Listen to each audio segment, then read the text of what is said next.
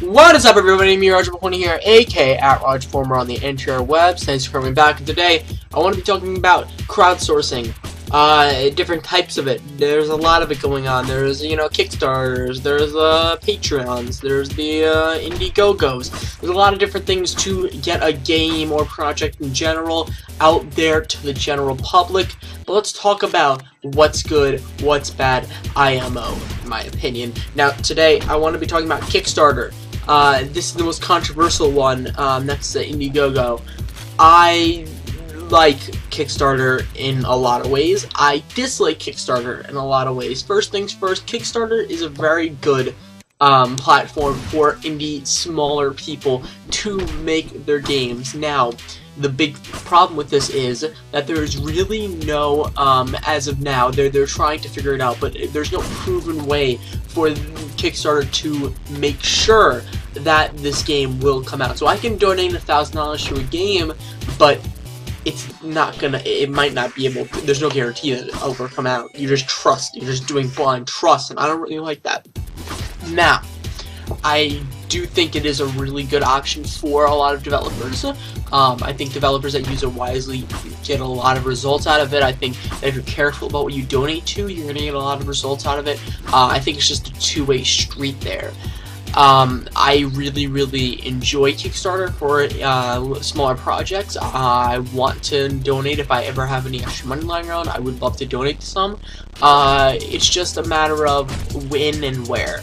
Now, the problem I have with Kickstarter, other than the fact that it is not guaranteed that I will get my product, is the fact that big YouTubers and big people that don't need the money necessarily use Kickstarter to fund their needs. I'm not a fan of this whatsoever. I think this is actually trash, and I think this is a really mean thing to do to their fan base. Now, it's not the same thing as pre-ordering a game because there's no guarantee. When you pre-order a game, there is a safety there. There's a safety net that if I donate $60, if I give you $60, you're going to give me the game, or at least I'm going to get my money back. That there's a guarantee there. Now, with Kickstarter or Indiegogo, if I'm like, hey, here's $100, there is no guarantee there. So it's not pre-ordering a game, it's just putting blind faith into a game or project. So when I see these big companies or big people on YouTube or stars, they're like, oh, I'm gonna make a video game. I need $10,000 million, and I'll give you a game sometime. And then like the Yogscast game that just falls through the floor and just never happens. Like, that's not good.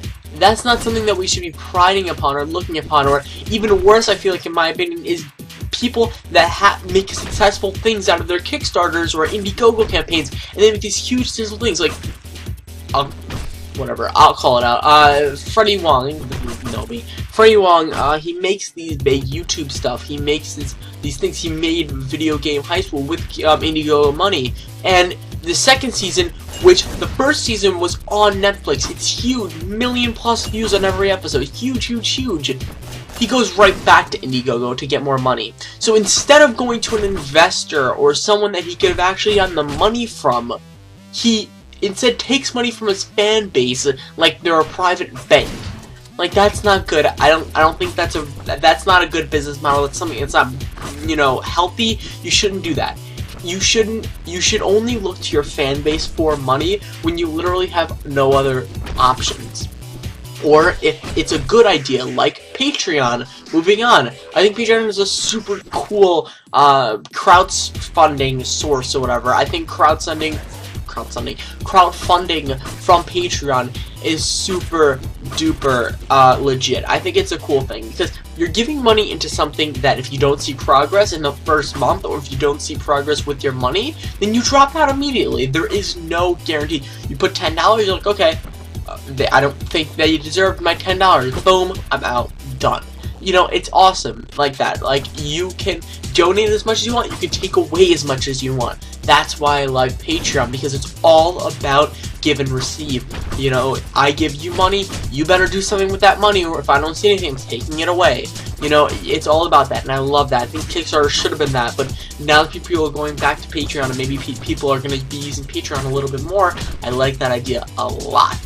So, Kickstarter, let's do a little summary here. Kickstarter, in my opinion, is really great for smaller developers, smaller people in anywhere that want to create a project that's bigger than maybe they can do financially. But it's bad when big companies take advantage of this and either don't deliver or use their fan base like a personal piggy bank. Same with Indiegogo. But Patreon, in my opinion, I think is really nice, and it's a really balanced in terms of money and supply and demand and given wants. So, what do you guys think? Am I wrong? My opinion, because how do you have a wrong opinion? Apparently I do sometimes. Tell me in the link below or in comments or something. I'm really tired. I'm going to go out of this video and do homework and go to sleep. Thanks.